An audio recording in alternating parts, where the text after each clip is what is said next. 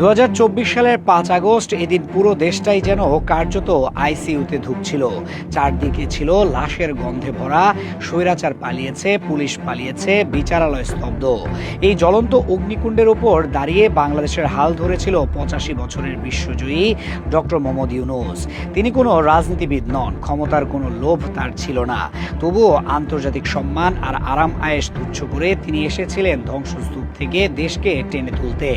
আগামীকাল নির্বাচনের মধ্য দিয়ে তার এই 18 মাসের শাসনামল শেষ হতে যাচ্ছে, কিন্তু যাওয়ার আগে আজ সবচেয়ে বড় প্রশ্ন, এই অল্প সময়ে তিনি বাংলাদেশকে আসলে কি দিয়ে গেলেন?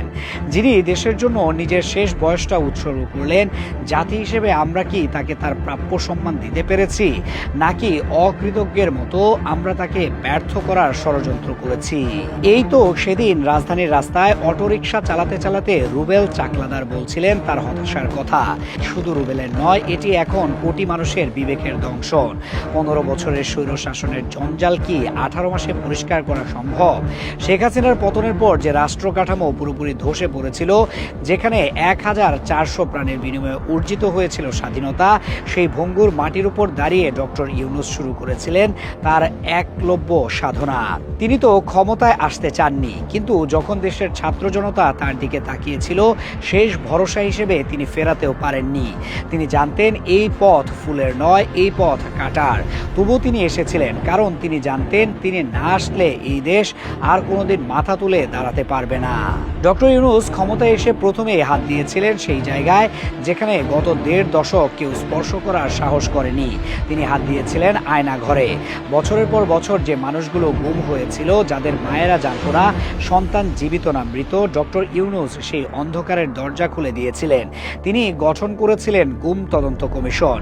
1913টি অভিযোগ, 1569টি মামলা যাচাই বাছাই এবং 287 জন নিখোঁজ মানুষকে চিহ্নিত করার মতো দুঃসাহসী কাজ তার হাত ধরে হয়েছে। ওয়েস্টার্ন সিডনি বিশ্ববিদ্যালয়ের গবেষক মোবাশ্শার হাসান, যাকে 44 দিন গুম করে রাখা হয়েছিল, তিনি ডক্টর ইউনূসের এই উদ্যোগকে বলছেন সবচেয়ে গুরুত্বপূর্ণ হস্তক্ষেপ। গত 15 বছর ধরে র্যাব, পুলিশ আর গোয়েন্দা সংস্থার যে কর্মকর্তারা ধরাছোঁয়ার বাইরে ছিলেন, ডক্টর ইউনূস তাদের কাঠগড়ায় দাঁড় করিয়েছেন।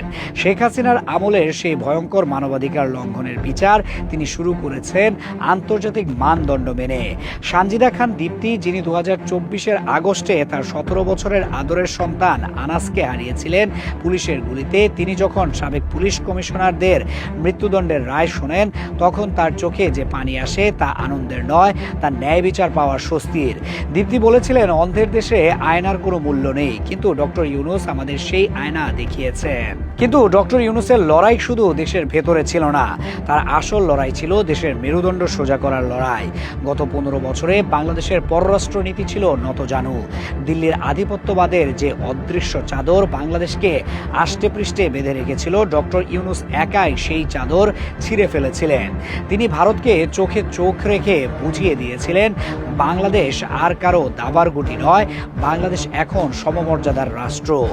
এই স্বাধীন পররাষ্ট্রনীতি প্রতিষ্ঠা করতে গিয়ে তাকে কি পরিমাণ আন্তর্জাতিক চাপের মুখে পড়তে হয়েছে, তা সাধারণ মানুষ কল্পনাও করতে পারবে না। একদিকে বিশ্বমঞ্চে বাংলাদেশের ভাবমূর্তি পুনরুদ্ধার করা, অন্যদিকে দেশের ভেতরে ভারতীয় এজেন্ডা বাস্তবায়নকারী সুবিধাভোগী গোষ্ঠীর চক্রান্ত, এই দুয়ের মাঝখানে দাঁড়িয়ে তিনি ছিলেন এক নিঃসঙ্গ শেরপা। যখন পোশাক শিল্প ধসে পড়ার উপক্রম হয়েছিল, তখন এই নোবেলজয়ী মানুষটি তার ব্যক্তিগত ইমেজ কাজে লাগিয়ে বিশ্ব নেতাদের আশ্বস্ত করেছিলেন। তিনি ভিক্ষার ঝুলি নিয়ে ছোটেননি, তিনি সম্মানের সাথে বিনিয়োগ চেয়েছেন। নাহিদ ইসলাম কিংবা আসিফ মাহমুদের মতো ছাত্র নেতারা স্বীকার করেছেন, সেই ক্রান্তিলগ্নে ডক্টর মোহাম্মদ ইউনূস ছাড়া বাংলাদেশকে রক্ষা করার মতো গ্রহণযোগ্য আর দ্বিতীয় কোনো ব্যক্তি ছিল না। কিন্তু ট্র্যাজেডি হলো, আমরা জাতি হিসেবে তাকে চিনতে ভুল করেছি। দেশের রাজনৈতিক দলগুলো, বিশেষ করে বিএনপি এবং অন্যান্যরা, তার সংস্কারের এই মহাযজ্ঞকে খুব একটা ভালো চোখে দেখেনি। তাদের লক্ষ্য ছিল শুধুই ক্ষমতা, শুধুই নির্বাচন। ডক্টর ইউনূস যখন পুলিশ, বিচার বিভাগ আর সংবিধান সংস্কারের মাধ্যমে স্বৈরতন্ত্রের পথ চিরতরে বন্ধ করতে চেয়েছিলেন, তখন রাজনীতিকরা প্রশ্ন তুলেছেন, নির্বাচন কবে? বিএনপির নেতা সালাউদ্দিন আহমেদের মতো নেতারা স্বীকার করেছেন ইউনূস দেশ স্থিতিশীল করেছেন, কিন্তু তারা বারবার মনে করিয়ে দিয়েছেন এটা অনির্বাচিত সরকার।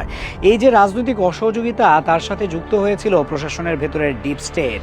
শেখ হাসিনার রেখে যাওয়া আমলারা প্রতিটি পদে পদে ডক্টর ইউনূসকে বাধা দিয়েছে।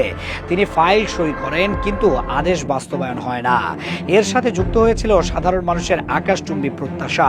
রুবেল চাকলাদারের মতো মানুষেরা চেয়েছিলেন ম্যাজিক। তারা চেয়েছিলেন আজ ডক্টর ইউনূস আসবেন, কালই বাজারে সবকিছুর দাম কমে যাবে। কিন্তু অর্থনীতি তো কোনো জাদুর কাঠি নয়। যে অর্থনীতিকে গত 15 বছর ধরে উইপুকায় খেয়েছিল, তাকে সারিয়ে তুলতে যে সময় প্রয়োজন ছিল, সেই সময়টুকু আমরা তাকে দেইনি। উল্টো সচিবালয় ঘেরাও, রাস্তা অবরোধ আর অযৌক্তিক দাবি নিয়ে আমরা তাকে শ্বাসকষ্টে ফেলে দিয়েছিলাম। এত কিছুর পরেও কি ডক্টর ইউনূস ব্যর্থ, নাকি আমরা জাতি হিসেবে ব্যর্থ তাকে ধারণ করতে?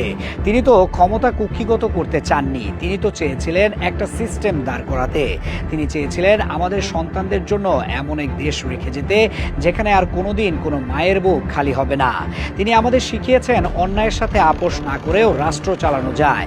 তিনি যখন ক্ষমতা ছেড়ে চলে যাবেন, তখন হয়তো অনেকেই স্বস্তির নিঃশ্বাস ফেলবেন, যারা ক্ষমতা দখল করতে মরিয়া। কিন্তু যেদিন আবার কোনো স্বৈরাচার আমাদের ঘাড়ের উপর চেপে বসবে, যেদিন আবার বিচারহীনতার সংস্কৃতি শুরু হবে, সেদিন এই বাংলাদেশের মানুষ ডক্টর ইউনূসকে খুঁজবে। ডক্টর ইউনূস আমাদের জন্য ছিলেন অন্ধকারের মধ্যে এক টুকরো জ্বলন্ত মশাল।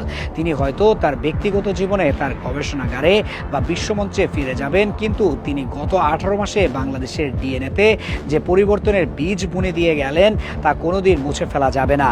তিনি প্রমাণ করে গেলেন শাসকের চেয়ে সেবক হওয়া অনেক বেশি সম্মানের। আগামী দিনের ইতিহাস যখন লেখা হবে, তখন 2024-এর এই অধ্যায়ে ডক্টর ইউনূসের নাম কোনো সাধারণ শাসক হিসেবে লেখা থাকবে না, লেখা থাকবে একজন ত্রাণকর্তা হিসেবে, যিনি ঝড়ের রাতে হাল ছেড়ে পালাননি, যিনি নিজের সম্মান, বয়স এবং স্বাস্থ্য তুচ্ছ করে এই অকৃতজ্ঞ জাতির জন্য নিজেকে উজাড় করে দিয়েছিলেন। এই ডক্টর ইউনূসকে বাংলাদেশ মনে রাখবে শ্রদ্ধায়, ভালোবাসায় এবং অনন্ত আক্ষেপে। কারণ হীরা চিনতে ভুল করা জহুরির সংখ্যাই এই দেশে বেশি। ডক্টর ইউনূস ছিলেন, আছেন এবং থাকবেন এদেশের মানুষের হৃদয়ে ঠিক মাঝখানে, এক উজ্জ্বল নক্ষত্র হয়ে।